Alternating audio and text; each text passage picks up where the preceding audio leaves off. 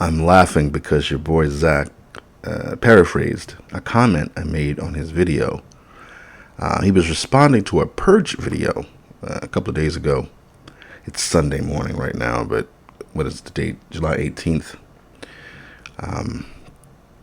Perch did a video, I think it was maybe Thursday or Friday, where he was responding to someone. I guess they emailed him, or maybe on another video they asked him in the comments, I guess, his opinion on how people were behaving in the industry or how to improve things. And he basically went on a, sort of a, I don't know, rant. He wasn't yelling or hollering or anything. He's the fair and balanced guy. But he was basically just talking about how ways that people could improve the industry. Now, he mentioned maturity, but he didn't. I don't know. Your boy Zack, when he responded to that video, he was really focused on the fact that he had talked about people in the industry being mature, and really the fact that Perch had said he wanted Vita Ayala to improve and to not be run out of the industry. And your boy Zack was like, hell nah. You need to clear all these like terrible, shitty writers out. And I feel the same way. I do know where Perch was coming from as far as just, some of these people, you can insult them, or you can not like their work rather. But if they were being mentored properly, they could definitely improve. And he was citing back in the day, Todd McFarlane, I think Jim Liefeld, what the hell's wrong with me? Jim Lee, Rob Liefeld. He was talking about how when they first came out, people were ripping them a new one. And he was like, over time they improved because they were being mentored and guided properly. And that's a big issue today versus back in the day, that the editorial hand is not strong at all. It seems like just a bunch of goofballs getting their directives from Twitter. A lot of incompetence and a lot of just like friends like partying together or something. So your boy Zack, in his response video, his main thing, like I said, it was that, I was taking issue at first when he was talking about, comics is an immature profession, so you don't expect maturity in comics, and it's an immature hobby. And I was going to comment on that, but I was really just looking at the picture Zack used of Vita Ayala, Leah Williams, what is it, Trini Howard,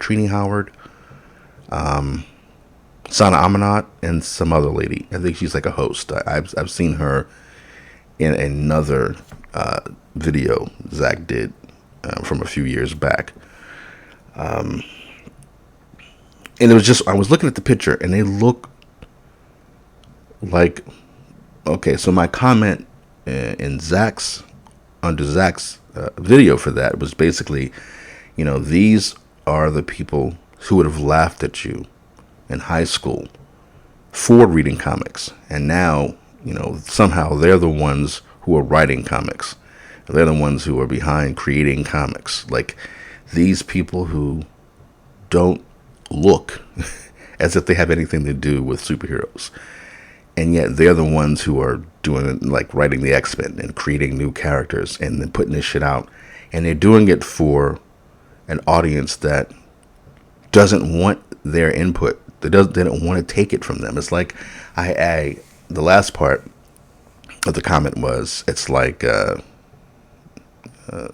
putting vegetarians in charge of a fast food or a burger joint. And I saw some replies. People were focused a little too much on the fact that, vegetarians could cook with care, and my granny, she's a vegetarian, but she makes the best burger this side of Wisconsin. I don't know. And I was like, just stick to the point. I didn't respond to anybody. I just saw these comments from these people. And, that's the funny thing about the internet, online, social media, where people will take a general point that you're trying to make and make it about them. So I wasn't angry about any of it in the comments. I was just like, I don't care about your aunt or your niece or whoever can cook a mean burger even though they don't eat meat. My point was that sort of the mentality and philosophy of picking the menu, of servicing people who want something or like something that you don't, and sort of the polar opposites of it. So you have these people who, just like the picture just shows it, and Zach mentioned my comment on that video in another video where he showed a picture of a bunch of guys, editors and writers, it seemed, in a Batman summit. I guess it was in the 90s. And that was where he mentioned, it was basically everybody pretty much in the comments of the video where he was responding to Perch, and he had this picture, this photo, publicity photo of basically, like I said, the X-Men staff. Well, it was for women in comics, and women in Marvel, rather. And it was mostly the X-Men writers, and like I said, Sana Amanat, with whatever she does there. And I think she's the one who created Miss Marvel, who wasn't the worst character in the world when she came out. But it's like they put young adult-minded people, YA authors and YA cover artists or something, and put them in charge of superhero comics. It's ridiculous. Like, you look at that photo, and like I said, so Zach made a video after that talking about how everybody in the comments was triggered by the publicity photo he used of, like I said, Vita Ayala, Leah Williams, all these other people who was in this picture. It looked like they were posing for Facts of Life, or a lot of people talking about Family Matters, and like it looked like a silly 80s or 90s sitcom. They didn't look like the people who should be shepherding X-Men comics or Marvel superhero comics. It's like these people, they would laugh at you for reading superhero comics. They would insult you for reading superhero comics. They'd call you a baby. But they're the ones who are actually making the comics now. I don't, like, there's this issue where when you talk about incompetence and how, like, back in the day, Todd McFarlane or Jim Lee could be mentored into improving. But you look at this Women in Marvel photo op or whatever, and you have to have a certain level of self-awareness to know that putting this picture out, like, this isn't comics, this isn't Marvel comics. They should be doing some indie shit or some YA shit. They should not be making X-Men books. They shouldn't be creating superhero characters who are going to interact with Spider-Man or Captain America, whoever. They're not, like, it's like if you had, well, I said the vegetarian one, but I mean, there were people who said, well, you could be a vegetarian and still cook a mean burger, but it's like, I don't know, I can't think of a better, YA is one of them, and then there's I was thinking about, what was I thinking about? It's just, oh, yeah, that's exactly what it was, okay. So there was this joke. I don't remember when I saw it. This was a few years ago now, when somebody was talking about rap back in the 80s. And he said there used to be a time for, I don't know, a couple of years that all you had to do is look at the cover of a rap album to decide, or just, to tell, if it was good or not. If the dudes on the cover had big gold chains posing with big booty women, you knew instantly, okay, they know what's up, and you were safe to buy it without even listening to a track on it. So it's clear when you look at this publicity photo that these people do not give a shit about superhero comics. You could tell that none of them are writing stories about dashing heroic men saving the day. They're not following any of the structure of actual superhero comics. These are SJWs, so they consume art and entertainment in a totally different way. Everything is a message. Everything is political to them. So you can't have two people working together. You can't have a man and a woman working together You have to redress old wrongs. So now you have to say, like, hey, back in the day, you always made the woman character a victim. And you always made her silly. So now we're going to make the man, we're going to turn the tables. So they don't, like I said, they don't make things better. They just flip the table and say, we're in charge now. And, this is a business. Comic books is a business. You're supposed to try to make money off of comic books. So if you're driving away your audience and thinking you're going to get these clowns who don't want to spend money on this shit to take their place, again, that picture, like people said, that picture is everything wrong with the state of comics today. You have people who don't care about superhero comics doing this shit. Now, they may have a lot of fun hanging out together, and they may have gotten to a point where, because they get accolades on social media, that, it's so great and powerful what they're doing, they may get off on that. But they're not telling good superhero stories. They're not telling good indie comic stories. That's another thing. I was saying that they look like they should be doing, like indie comics. But what indie comics are they going to do? They're not going to do anything on the level of fucking Love and Rockets. They don't have that talent or perception, and they're not going to be able to. Like, SJWs complain about Love and Rockets, even though it's, basically featuring women and queer women. And what they do is they complain about the fact that, even though it's one of the most innovative, interesting, heartfelt, well-observed stories, they're complaining about the fact that it's a man writing about these queer women characters. So, like, especially, like, early on, Maggie the Mechanic, she's fucking hot. She's built. She got big booty. She got big boobs. She's gorgeous. She is maybe queer, early on. I haven't read all of Love and Rockets. I've just kind of recently been reading it. But it's like, I've seen people complain that, yeah, I mean, it features queer women, but it's still through the male gaze. So it's like, there's nothing you can do. Like, there's nothing you can do. These people, like Zach said, because that was one of the things he was really reacting again. I know Perch was saying, and Perch is the fair and balanced guy, and he wants the industry to do well. And I want the industry to do well, and I think people should be paid better. But I do think Vita Ayala should be run out of town. In particular, her, because she's getting all these jobs. She has no talent. And you look at, now somebody said she wrote a good Wonder Woman story. And maybe she did. But you look at the fact that she had two stories in two different anthologies recently that came out. There was that DC queer anthology she wrote about the female question. I don't think I even realized there was a female gay question.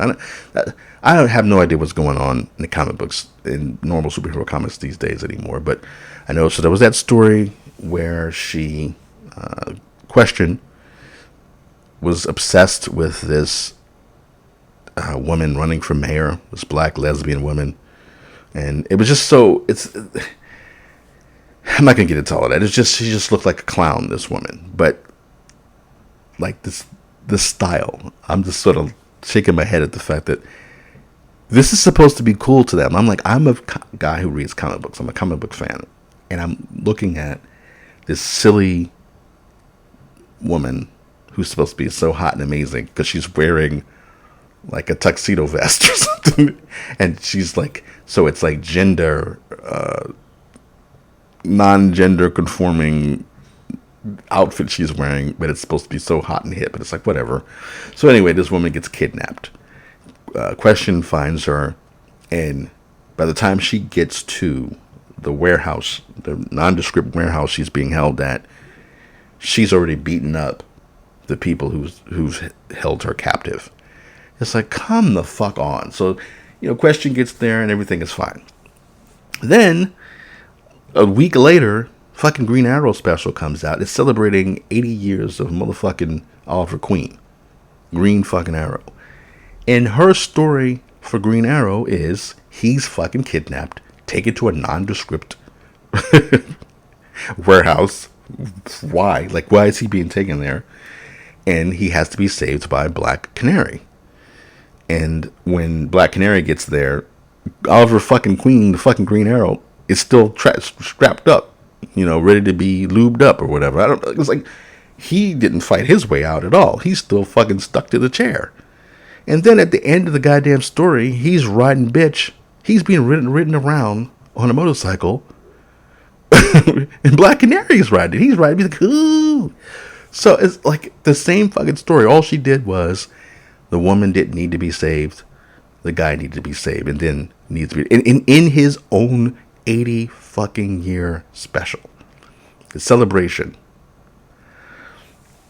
Was it 80 year or 80 page giant? I don't know. I don't remember anymore. I don't really care. I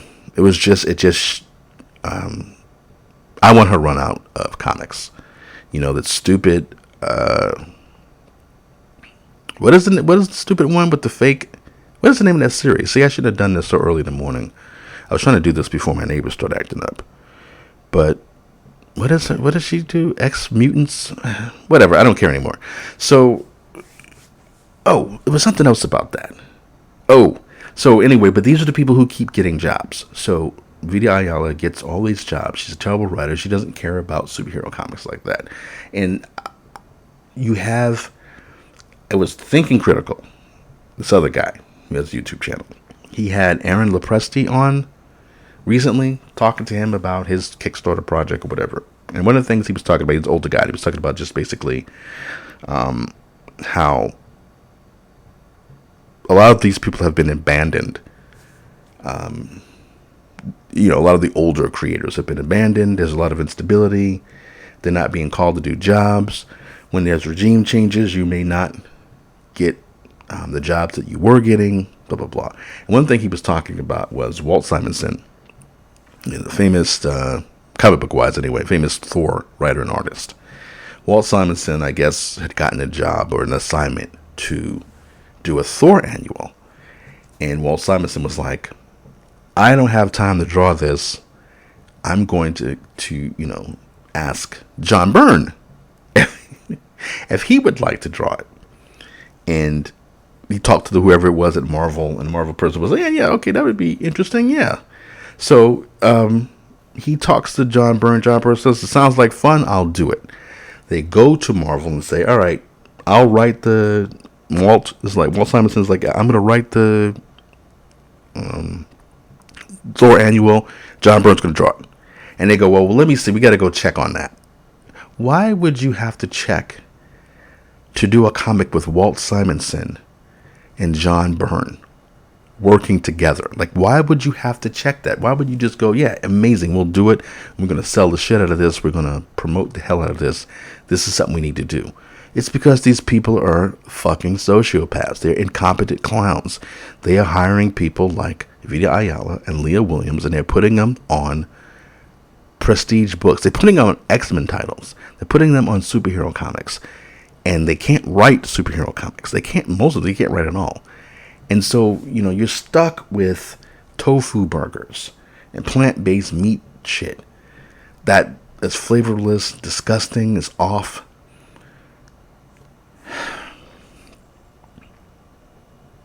John Byrne right now is doing the best superhero comic out, and he's doing it for free in his fan fiction. X-Men Elsewhere. That story hums along, and the thing is, he's not even doing things. Like, I don't approve of a lot of the choices he's even making in the story, but it's still fucking great. It just, every 2 pages there's something going on. He's flipping different scenes. Well, of course, doing different scenes, but I mean different locations rather. Sometimes it's just in the X-Men mansion. Other times it's way out in fucking space. It's in Scotland, and he's writing and drawing this shit on his own. He's not getting paid for it. He's doing it for free. Now, I don't know the story. I thought it was something that he was supposed to do with or for Marvel, and they just didn't get back to him. And he's like, whatever, I'm going to do it. But maybe I think Marvel did want to publish it, and he was like, nah, this is just for me. I don't know. I would feel like if Marvel did publish it, or Marvel probably shouldn't publish it, because it would show up everybody who's doing X-Men comics right now. It's on such a high level, because X-Men Elseworld picks up after the Dark Phoenix saga. Jean Grey doesn't kill herself. She doesn't sacrifice herself to save the universe. They manage to extract the Dark Phoenix out of her, but it messes up her mind. It turns her into like a 5-year-old child in her head, and then it just sort of follows the story along from there. And it, like I said, it hums along. Every few pages, something new is happening, and the Avengers is in it, Fantastic Four is in it, and Spider-Man. It just on and on and on. I mean, the guy's done like 21 issues of it. It's fucking incredible. But anyway, that's going off into something else. Basically, just wanted to kind of comment on the fact that this kind of ties into my earlier video about you can't be careful on a skateboard. You don't have the right people on these books. You don't have the right mentality for superhero comics anymore. You're either just deconstructing them so that they can be a Netflix show or MCU movie now, or you're just insulting the longtime fans by creating a bunch of useless characters that are never going to be seen again, just to put across, silly social agenda bullshit, which, this is stuff that I'm sympathetic to, equality, supporting marginalized people, but I don't want comic books ruined because you can't tell these stories properly. Like, you're just doing it from a place of, fuck them. I'm going to piss them off, and I've got better people who will like it. They won't pay for it, but they'll give me retweets on Twitter. Take care.